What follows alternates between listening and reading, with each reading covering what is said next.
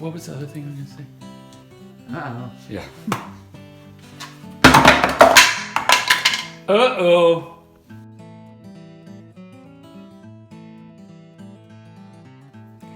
Hey everybody, welcome to episode 12 of Retired Renovators. I'm Carol, and my husband Gary, the other retired renovator, is over at the Carriage House as we speak, working on some doors. So I thought I would take a few minutes and talk about our situation with the drywall. That's where we are right now in the process of the Carriage House. And we've gone back and forth on how to deal with this. Originally, we were thinking we would sub this out because, number one, it's a pain in the neck to do, and neither of us were all that interested in doing it.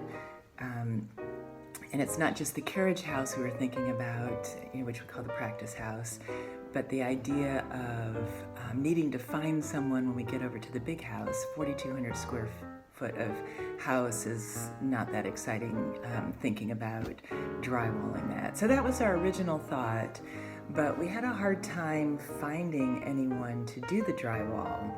The first estimate was ridiculously expensive, and the guy clearly didn't want to do it.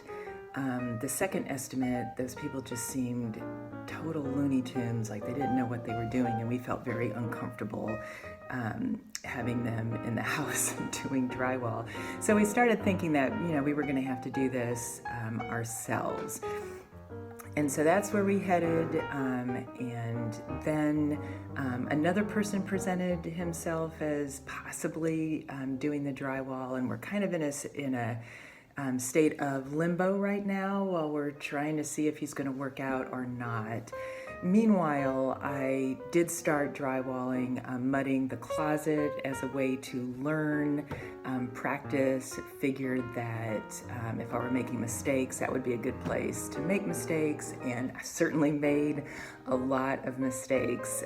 So what I wanted to talk to you today was about what I've learned, particularly the tools to use to have a shot at doing a good job with drywall.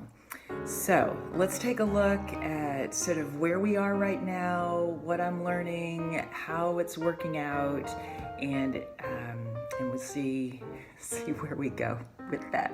All right, let's go.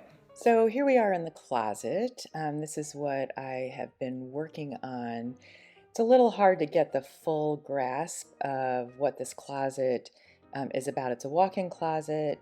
It's fairly large. It has lots and lots of corners, inside and outside corners, everything you can imagine. It has this overpass where we're putting some technology up there. It has a window.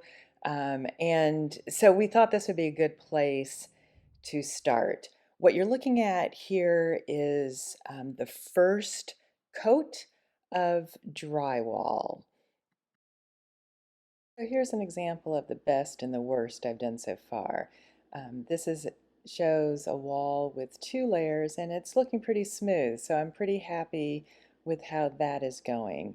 Here, however, is the worst part. So this is where I struggle with the tape. It's really hard to get the mud right with the tape.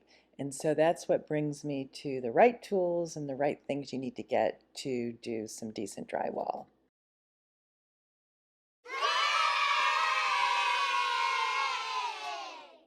After struggling with the tape and the amount of mud to put under the tape, I switched to mesh tape that you put on without the mud first.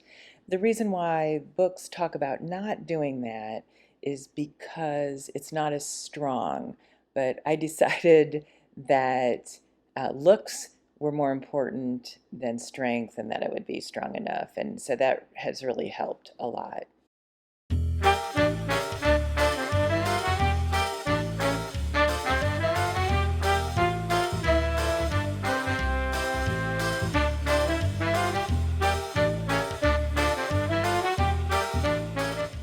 This little beauty is called a beveled trowel. You need one that is at least 14 inches long and 4 inches wide, and it's what really gives you the smoothing toward the end. And this is a haup. It's where you plop the mud on top, and it's amazing how helpful that is as a place to put the mud, and it makes me feel all professional. So about 20 bucks, highly recommend it.